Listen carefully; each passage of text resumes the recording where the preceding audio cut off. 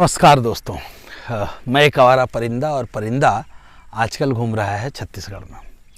छत्तीसगढ़ के बहुत सारे 5-7 दिन का टूर रहा और 5-7 दिन की टूर में बहुत जगह मैं गया, गांव में ग्रामीण स्तर पे जहां लोग खेती करते हैं।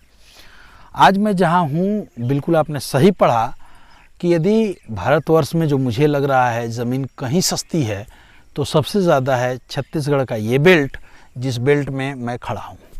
आप ये देखें, दूर दूर तक चारों तरफ खेती योग्य ज़मीनें हैं, खेती हो रही है, पहाड़ी एरिया है।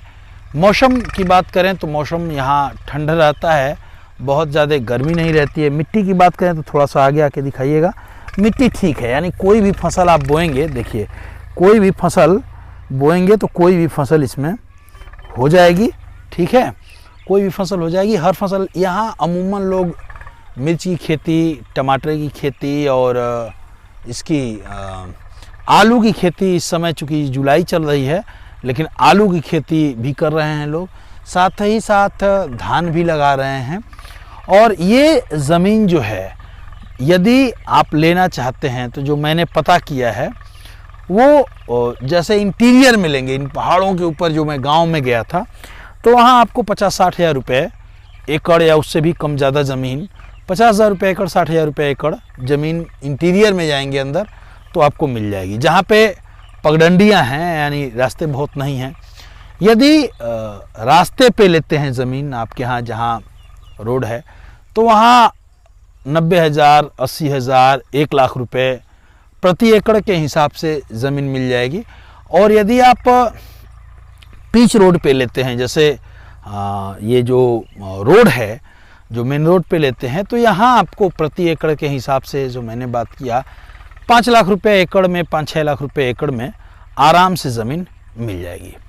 अब पूरे जो मैं छत्तीसगढ़ घूमा हूँ उसमें जो ये बेल्ट मुझे मिला है, ये इस बेल्ट में ज़मीनें सस्ती हैं।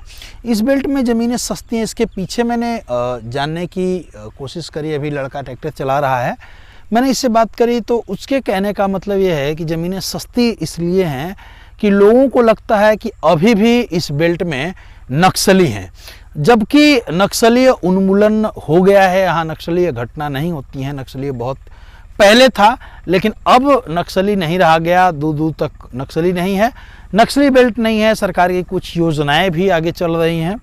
इसलिए आप चाहें, यदि आप खेती योग्य ज़मीन लेना चाहते हो, कृषि योग्य, तो इस एरिया में आकर के ज़मीन ले सकते हैं। अब मैं आप सोच रहे होंगे ये एरिया कौन सा है, तो ये एरिया है छत्तीसगढ़ में, एक ज़िला पड़ता है बलरामपुर।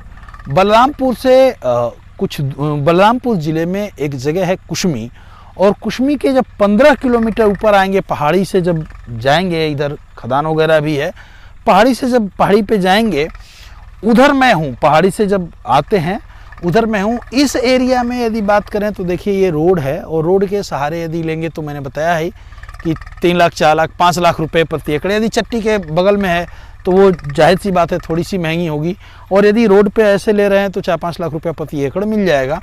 और यदि आप जैसे जैसे आगे बढ़ते, पीछे हटते जाएंगे, रोड से पीछे हटते जाएंगे, वैसे वैसे ज़मीनें सस्ती हैं।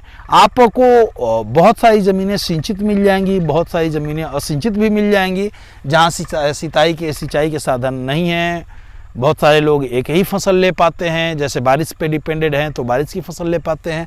और जो सिंचित ज़मीनें हैं, जहाँ पे सिंचाई हो रही है, वो भी आपको मिल जाएंगी। कभी भी आपको यदि ज़मीन लेना होगा तो देखिए, यदि आप खुद चल के आएंगे और लोगों से बात करेंगे तो ज़मीनें आपको बढ़िया रेट पे मिल जाएंगी। यहाँ यदि ज़मीन ले रहे हैं तो 2-3 चीज़ों का ध्यान रखना पड़ेगा। सबसे बड़ी बात यह है कि यदि यहाँ आप ज़मीन ले रहे हैं तो यहाँ आपको रहना पड़ेगा।